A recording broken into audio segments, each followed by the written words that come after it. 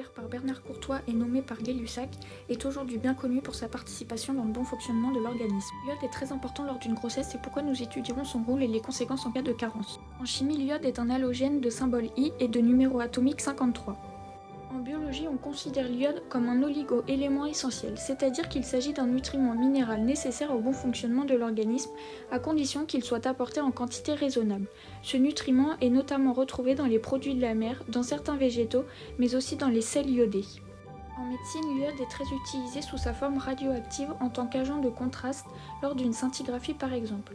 Il est aussi très utilisé sous forme de pastilles d'iodure de potassium qu'on distribue aux personnes habitant près de centrales nucléaires. En effet, en cas d'accident nucléaire, ces pastilles peuvent éviter des cancers de la thyroïde. Sur les 25 à 50 mg d'iode présents dans l'organisme, 50% sont contenus dans la glande thyroïdienne.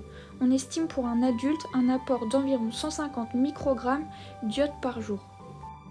En effet, à partir de l'iode, la glande thyroïdienne contribue à la régulation du métabolisme, au rythme cardiaque ou encore à la croissance.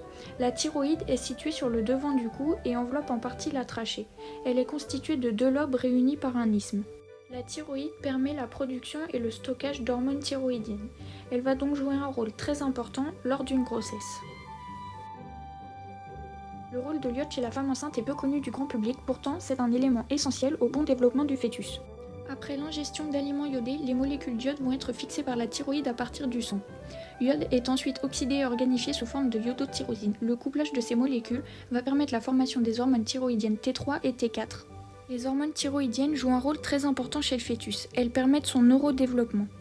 Cependant, la glande thyroïdienne du fœtus commence à fonctionner qu'entre le 2e et 3e mois de gestation. Jusqu'à cette période, le fœtus va donc être dépendant des hormones thyroïdiennes de sa mère via un passage transplacentaire. C'est pourquoi le besoin journalier en iode augmente chez la femme enceinte à 200 microgrammes. En cas de carence en iode, les conséquences peuvent être graves. Cela peut entraîner une hypothyroïdie chez la femme enceinte et engendrer une hypertension artérielle, une anémie, des fausses couches ou des prééclampsies. Cette situation n'est pas sans conséquence sur le cerveau du fœtus. Depuis les années 1990, on observe en Europe et aux États-Unis une augmentation des cas d'autisme et une diminution du quotient intellectuel. Dans les années 60, une observation a également été faite en Nouvelle-Calédonie car près de 1 enfant sur 7 présentait un goitre au niveau du cou et un crétinisme. Il a finalement été montré que le crétinisme, qui est une maladie congénitale provoquant une déficience mentale et physique, et ce goitre était dû à une carence en iode des mères porteuses. Il est désormais admis qu'une déficience iodée est un facteur important de déficit neurologique mesurable chez un enfant.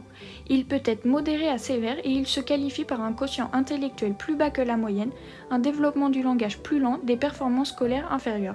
Le taux d'iode des mères a finalement un impact direct sur le quotient intellectuel des enfants. L'iode est donc un oligo-élément essentiel provoquant des complications intellectuelles en cas de carence. Les perturbateurs endocriniens sont aussi un facteur de la baisse du quotient intellectuel. Cela est très bien décrit dans le film Demain tous crétins.